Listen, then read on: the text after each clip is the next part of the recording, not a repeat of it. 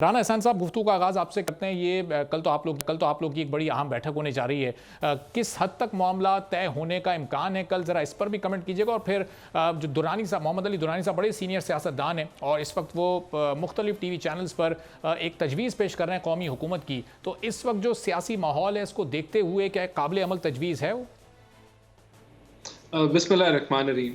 देखिए, मैं समझता हूँ कि बिल्कुल एक कौमी हुकूमत टाइप का सेटअप पहले भी था मौजूद, और उसके अंदर ये बड़ी बात है कि जमहूरी पार्टीज़ जिनका आपस में आइडियोलॉजिकल इख्तलाफ भी रहा और पॉलिसी का भी इख्तलाफ था, वो एक पेज पे आए और उन्होंने देखा कि पाकिस्तान किस मुश्किल माशी सूरत हाल से गुजर रहा है।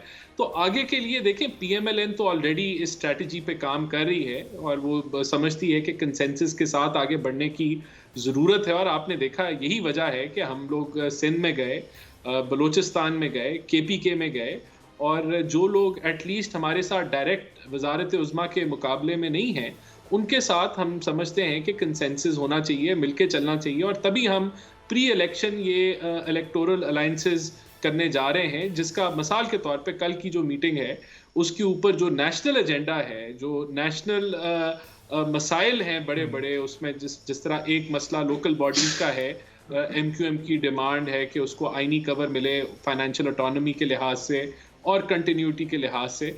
तो ये वो चीज़ें हैं जिनके ऊपर हम इल्हाक कर रहे हैं या मिलके आगे चल सकते हैं। इसी तरह जो है BAP पार्टी के साथ या JUIF के साथ KPK के अंदर, तो कंसेंसस के साथ ही हम आगे बढ़ना चाहते हैं। लेकिन मेरा पर्सनल ये पॉइंट ऑफ व्यू है कि मैं समझता हूँ जमहूरियत की स्ट्रेंथ गवर्नमेंट और ऑपोजिशन से आती है। अच्छा। तो जब हम कौमी हुकूमत की बात करते हैं तो वहाँ ऑपोजिशन का रोल किधर जाएगा, वो एक मैं समझता हूँ बड़ा ज़रूरी एक हिस्सा है जमहूरियत का और चेक एंड बैलेंस का। तो वो भी लाजिम है। ये लाजिम नहीं है कि आप नेशनल हुकूमत के मेथडोलॉजी के ऊपर आगे बढ़ें।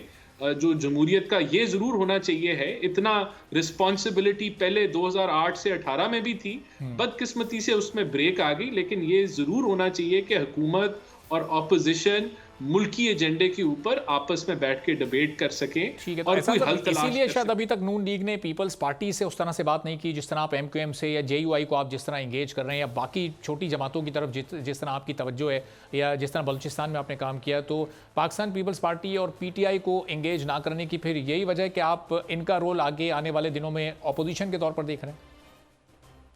देखिए, ये तो बिल्कुल एक अच्छी हेल्दी ऑपोजिशन जमहूरियत के लिए बड़ी करामत होती है, उसका फ़ायदा होता है, मुफीद होती है। तो और देखें, हम लोग कंपटीशन में हैं वजारत उज़्मा की कुर्सी के लिए। पीपल्स पार्टी का क्लेम है कि वो उनका वज़ीर आज़म आएगा, हमारा क्लेम है हमारा आएगा। तो बिल्कुल हम मद्दे मुकाबिल हैं, और मैं समझता हूँ कि जो लोग मद्दे मुकाबिल हों, फिर उनको अपने अपने एजेंडों पे इलेक्शन लड़ना पड़ता है।